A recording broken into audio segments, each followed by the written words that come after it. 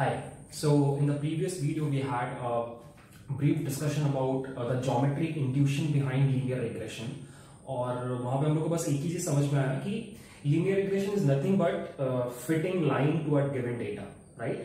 मतलब अगर मेरे पास इस तरीके से डेटा है जिसमें थोड़ा भी linear relationship है तो linear regression is basically trying to find out this best fit line. Geometrically linear regression यही होता है, ठीक है?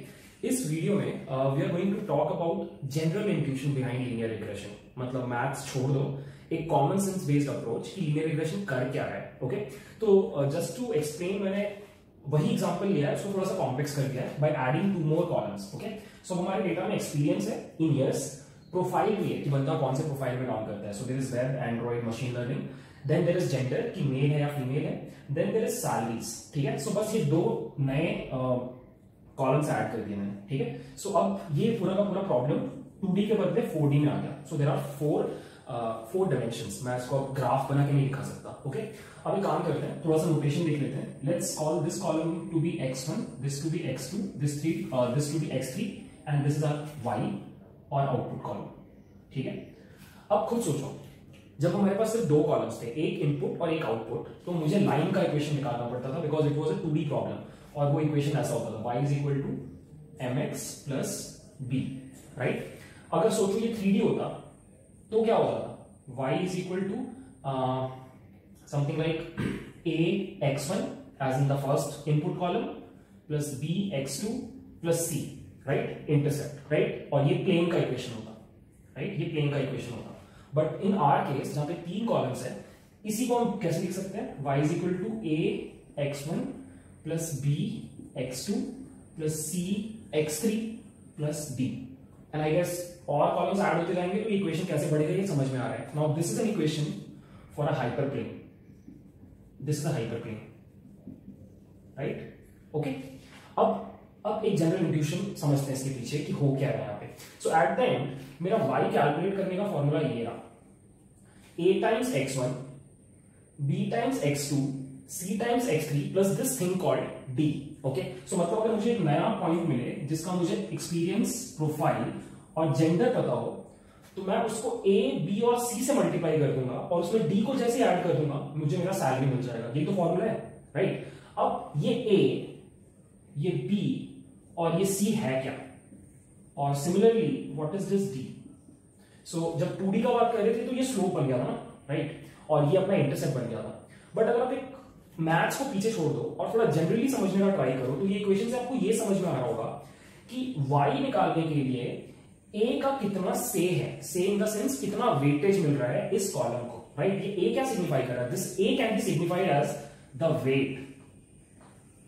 Wait given to this column.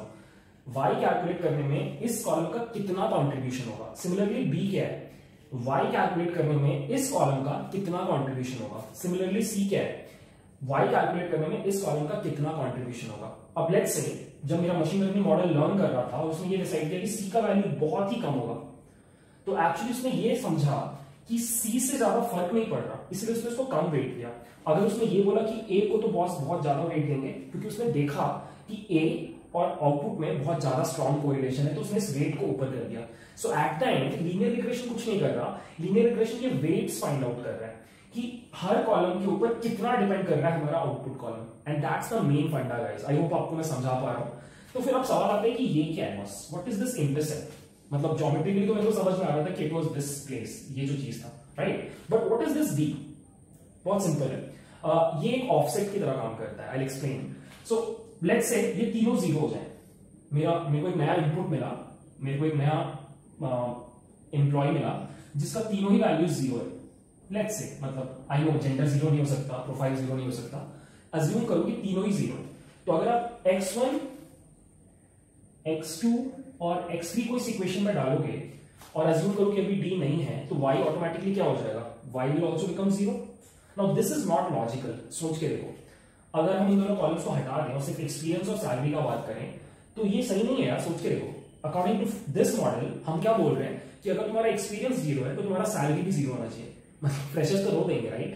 तो ये एक ऑफसेट का काम करता है. ये जो d है ये एक ऑफसेट है, राइट? ये क्या बोल रहा है कि अगर ये तीनों भी जीरो हैं तो भी कुछ ना कुछ y का वैल्यू होगा, राइट? सो यही पूरा कॉन्सेप्ट है guys, this is the general intuition behind linear regression.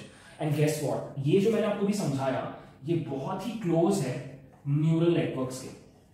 जब आप फ्यूचर में कभी डीप लर्निंग पढ़ोगे आपको ये वाला पर्टिकुलर वीडियो याद आएगा और आप रियलाइज करोगे कि लीनियर रिग्रेशन इतना क्लोज है न्यूरल नेटवर्क्स के। न्यूरल नेटवर्क्स तो बिल्कुल यही कॉन्सेप्ट होता है, वहां पे इनको हम वेट्स बोलते हैं और इसको हम बायस बोलते हैं, राइट? मतलब न्यूरल नेटवर्क में कुछ ऐसा रहता है, ये आपके इनपुट्स जाते हैं through some weights W1 W2 W3, this is X1, this is X2, this is X3 and there is this bias, ठीक है? और ये आपका आउटपुट रहता है y, ठीक है? और यहाँ पे कोई फंक्शन रहता है, जैसे हमारे केस में कोई फंक्शन नहीं है, इट्स अ लीनियर फंक्शन, जो इनपुट अंदर गया वही बाहर निकल गया, ठीक है? बट न्यूरल नेटवर्क्स के केस में यहाँ पे कुछ कुछ फंक्शंस होते हैं, ठीक है? But the whole idea is कि ये जो वीडियो मैंने अभी शूट किया, ये जो आप देख रहे हो, ये आपका एक फाउंडेशन कॉन्सेप्ट बनेगा जब आप डीप लर्निंग पढ़ोगे या फिर आप जब लॉजिस्टिक रिग्रेशन भी पढ़ोगे, वहां पर भी एग्जैक्टली यही चीज होगा, ठीक है? सो आई होप ये पूरा चीज क्लियर है। This is the general intuition behind linear regression, okay? So thanks for watching.